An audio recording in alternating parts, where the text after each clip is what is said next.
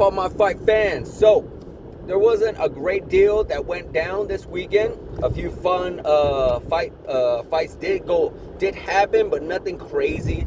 I know you got Mario Batista, a bantamweight contender who's doing very very well for himself, got a win, and then you also got Usman Nurmagomedov in the PFL. Jesus. He actually was able to get a win himself. I can't remember exactly how he did. I think it was like some kind of submission, a rear naked or whatnot. But we all know he is probably the biggest star in the PFL at the moment. And he's very talented, very skilled. And we all would hope for him to come to the UFC because I'm not sure there really isn't much for him in the PFL. So that's pretty much what happened, went over the weekend. But that's not what I really want to talk to you guys about. What I really want to talk to you guys about is the UFC White House card. Now, again, I know we've been talking about this since last year. I know everyone's kind of getting a little frustrated with it, but I kind of want to have a little fun with it right now, guys. You know, I've heard that one of the representatives from TKO, which is the owners of the UFC, have mentioned that there are going to be 6 to 7 fights on this card. We all heard about Donald Trump talking about there's going to be all kinds of championships. We all heard that there's going to be a big old stadium to be built. There's just all kinds of rumors right now. There's all kinds of rumors. So it's getting closer, though. It's getting closer. We're in February. This thing's supposed to go down in June. So it's getting there, guys. You know, we heard about this. I can't really remember. I don't know if it was like September, October, somewhere around that time frame. We heard about this potentially happening. Now it looks like it's getting closer, and it is happening, guys. So let's have a little fun of what this fight card. I would love to hear from your guys on what your fight card would be. This is kind of my fight card. This is the card that I would like to see at the White House. Now, I'm not trying to go all crazy like, you know, every single heavyweight or every single champion on the line and all the biggest belts on the line. Like, no. I'm trying to be a little realistic. Now, do I think a lot of this could happen? No. Do I feel like it has a potential to happen? Yes, I do. You know, that's what I mean, guys. Like, the potential of things actually taking place. The fights that we can actually see, not imagination fights that never could happen. So here's my fight list, and this is not in order, guys. I'm not talking from main event to co-main event. This is just what I would like to see. Jon Jones, yes, Jon Jones, who's been wanting to fight on this card since the very beginning, against Alex Pereira.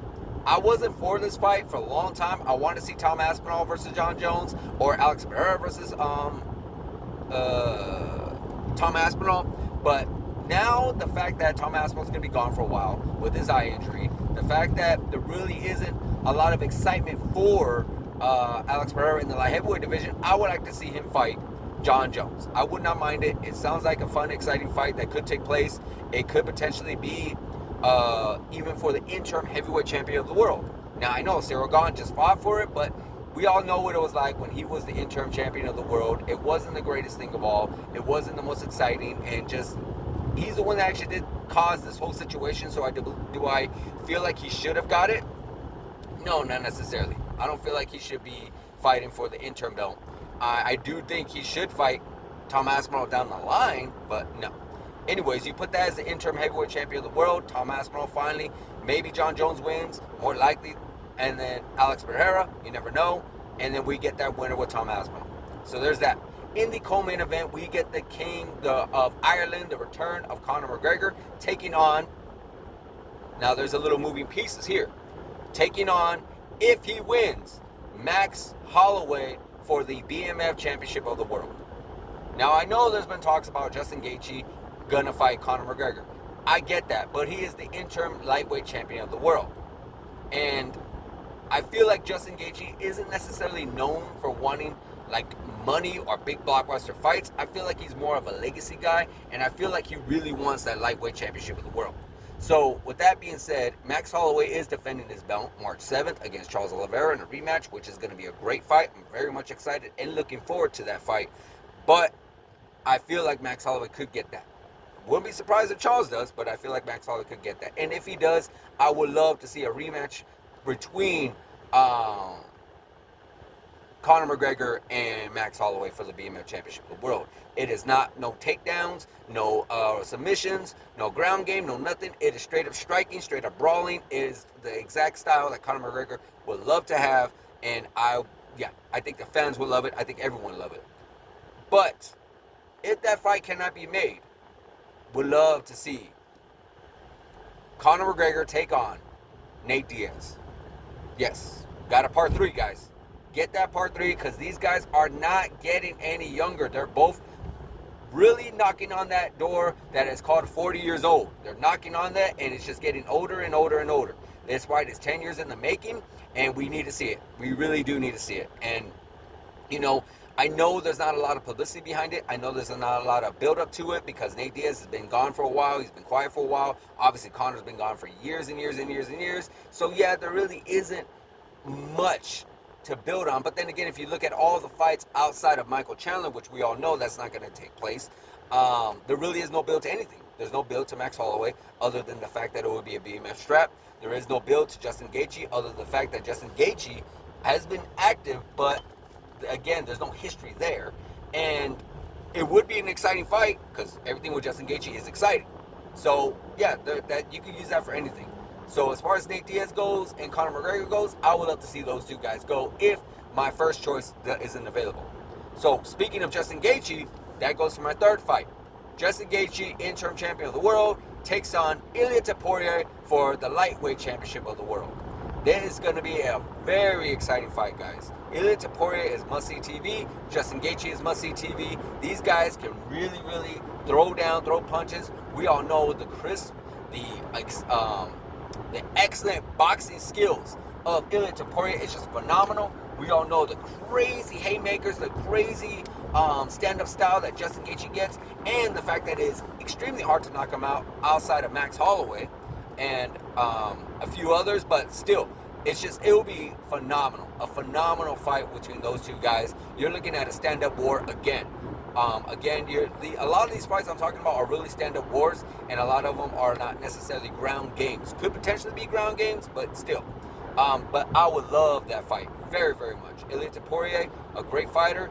You know, he's having some troubles, and he looks like he is going to want to come back. He's talking about coming back a little earlier, but I do feel like they're going to save him for this White House card. Could be wrong, but again, that's just my theory, guys. Also on this card, this also has some moving pieces to it. I would like to see Amanda Nunes take on Kayla Harrison. You know, this fight was supposed to happen in January, but Kayla Harrison unfortunately ended up having neck surgery, hurting herself in training, and yeah, we do not know when she's going to come back. And neck surgery is a very, very serious thing. And I know a lot of people are saying, oh, it's going to be a while, it's going to be a while, it's going to be a while. And they're all talking, I feel like they're talking from previous neck injuries that happened in the past. But we're almost in the future, guys. I mean, come on, if we really think about it, you know, there's so many injuries that happen where it would end people's careers, and they're back within months. So I would not be surprised if Kayla could come back within a few months, you know, could return for that fight, you know, so, and that would be a great fight. I think that is the most anticipated women's fight that we would have in a very long time. I cannot think of any other fight that would take place other than that one being the top of the bill. Like, I don't know. I really can't think of anything else. The women, unfortunately, the women's divisions in each division hasn't been the most exciting, hasn't been the most thrilling, and, you know, it's unfortunate because it was very exciting at one point. There was a lot of great fights at one point, and right now this is by far the biggest it could possibly be made. So, and also, so that is 4 for right now. I'm gonna go for number 5.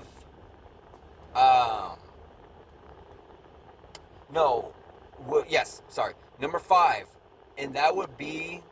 This is a little bit of a stretch, a little bit of a wild card too. Because there's a lot of moving pieces in the bantamweight division, and I am talking about Peter Yan taking on Sean O'Malley for the bantamweight championship of the world. So there you have it, guys. You have 4 championships available: BMF, maybe interim light heavyweight, so that could be 5. Interim heavyweight, BMF, lightweight, women's bantamweight, and now the bantamweight championship of the world. The rematch between Peter Yan and Sean O'Malley. A great fight that happened, that took place a couple years ago. Sean O'Malley got the victory. This will be a part 2 fight.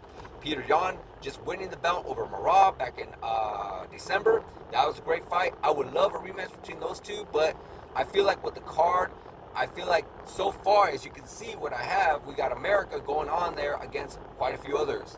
So with Sean O'Malley being a fresh victory over Song Yadong, I don't see why they would not want to waste that potential rematch, because Sean O'Malley is a massive superstar within the division and within the UFC. He's probably easily top 5, if not definitely top 10. So I feel like that could potentially happen. Now, as far as prelims go, there's a few exciting fights I actually thought in mind as well. We got ourselves that a fighter that's been calling them out, because there was a lot of back and forth between them two outside of the UFC in an event in itself. I am drawing a blank on what the event was called, but it was a wrestling event. I am talking about Colby Covington taking on damn, I am actually drawing a blank on his name right now at the moment. Give me 1 second. Let me get back to that fight. Sorry, guys. Let me get back to that fight. What I actually would have also on that card would be Jorge Masvidal versus Leon Edwards, guys. Jorge Masvidal versus Leon Edwards in the prelims. We need this fight. 3-piece and a soda, guys. 3-piece and a soda. That took place literally almost at this time. If this fight does take place in June, it would be, I want to say what, it happened in 2019. So that would be almost 7 years in the making, and this is a grudge match that we could potentially see. A grudge match that where we got these guys, you know, they both had great years and great runs, and they were scheduled to fight each other at one point. They wanted to fight each other at one point, and it never came into fruition, guys. It never came into fruition. But now it needs to. You know, they're both on a bit of a downward skid. They're both literally past their primes. They're both needing the victories within each other's career. So, yeah, I would love to see that fight. I would love to see that fight. Also in the prelims, I would love to see a guy. It's unfortunate on what happened to his career. You know, he was waiting a long time for that big fight. I am talking about Michael Chandler himself.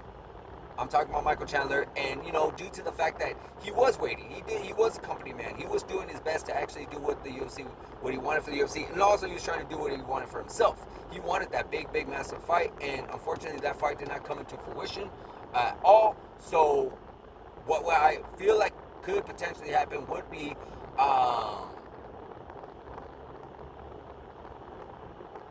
Michael Chandler versus Dan Hooker rematch. You know, Dan Hooker, unfortunately, he lost a few fights himself. He hasn't been quite the same either. And Michael Chandler definitely hasn't been quite the same either. So I would love to see that fight. I would love to see these two guys mix things up. I would love to see one of these guys will bounce back. You know, whether or not it will be Michael Chandler, whether or not it be Dan Hooker. But I do know for a fact it will be a very fun, exciting fight. That's for sure. That's for sure.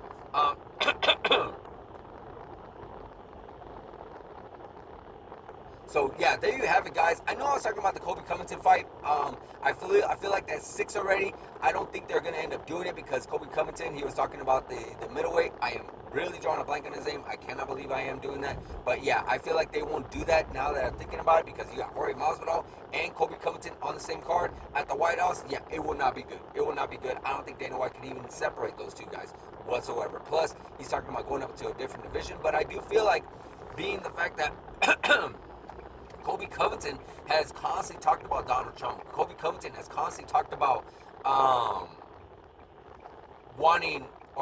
but he even got a phone call from Donald Trump on a UFC event after he did a victory.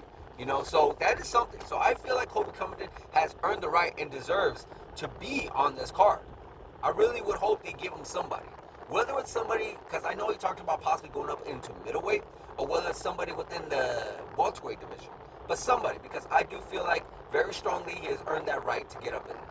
It doesn't have to be somebody massive. It doesn't have to be a big blockbuster. I'm talking about the prelims here, guys. The prelims. So it doesn't have to be any of those things. It could be somebody in the lower level.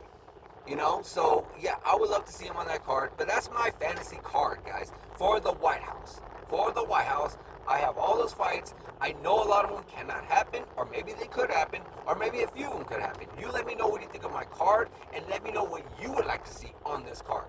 What fights would you like to take place in the White House that you feel like are doable, that are very, very doable, and that could actually happen at the White House? Let me know in the comments, guys. Like, subscribe, hit that notification button, and I'll see you guys in the next video.